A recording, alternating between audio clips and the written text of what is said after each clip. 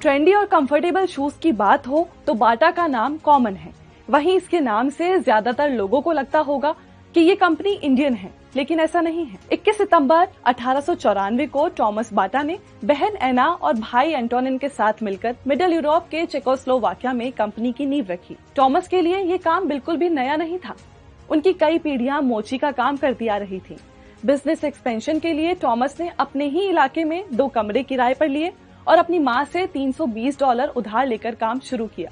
फिर 1899 में उन्होंने चेकोस्लोवाकिया के ज़िलिन में पहला बाटा स्टोर खोला। तब वो चमड़े के जूते बनाया करते थे, लेकिन अगले ही साल फाइनेंशियल कंडीशन बिगड़ी तो थॉमस ने चमड़े के बजाय कैनवास के जूते बनाने का फैसला किया।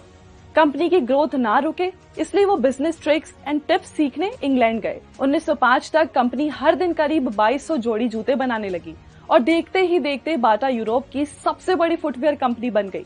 इस बीच उन्होंने ऑफिशियल लोगों के लिए बटोव्स्की नाम के जूते बनाने शुरू किए, जो खूब फेमस हुए। 1912 तक कंपनी के एम्प्लॉयज 600 से ज्यादा हो गए और 1914 में कंपनी को सैनिकों के लिए जूते बनाने का एक बड़ा ऑर्डर मिला।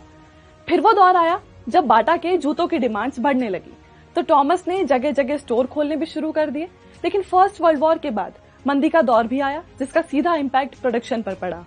इन हालात से निपटने के लिए थॉमस ने जूतों की कीमतें आधी कर दी, जिसके बाद कंपनी का प्रोडक्शन करीब 15 गुना बढ़ गया। इसके बाद बाटा का एम्पायर फॉरेन कंट्रीज में भी फैलने लगा। 1924 तक दुनिया में बाटा की 122 ब्रांचेस हो गई। जूतों के अलावा कंपनी सॉक्स, टायर, चमड़े से बनी और भी चीजें बनाकर बेचने लगी और इस तरह बाटा कंपनी ना होकर एक ग्रुप की तरह बन गया। 1932 में हुए एक हवाई हादसे में थॉमस बाटा की मौत हो गई, जिसके बाद बेटे थॉमस जे बाटा ने अपने पिता का बिजनेस संभाला और भारत में बाटा लाने वाले भी थॉमस जे ही थे। उन्होंने कोलकाता से सटे कोन्नाड नाम के एक छोटे से गांव में अपनी कंपनी की शुरुआत की।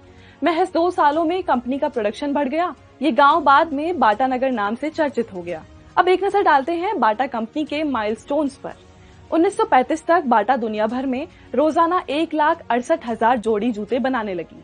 1938 तक बाटा के पास लगभग 65,000 एम्प्लॉयज हो गए। अकेले भारत में उस समय सिर्फ 4,000 कर्मचारी थे। बाटा पहली ऐसी कंपनी है जिसने टेनिस के जूते डिजाइन किए। Hall of fame basketball player Iravan Johnson ने बाटा के जूते पहनकर अपने करियर की शुरुआत की थी। 1994 में बाटा ने अपनी 100वीं एनिवर्सरी मनाई थी। 2001 में कंपनी ने थॉमस बाटा के नाम से यूनिवर्सिटी की शुरुआत की।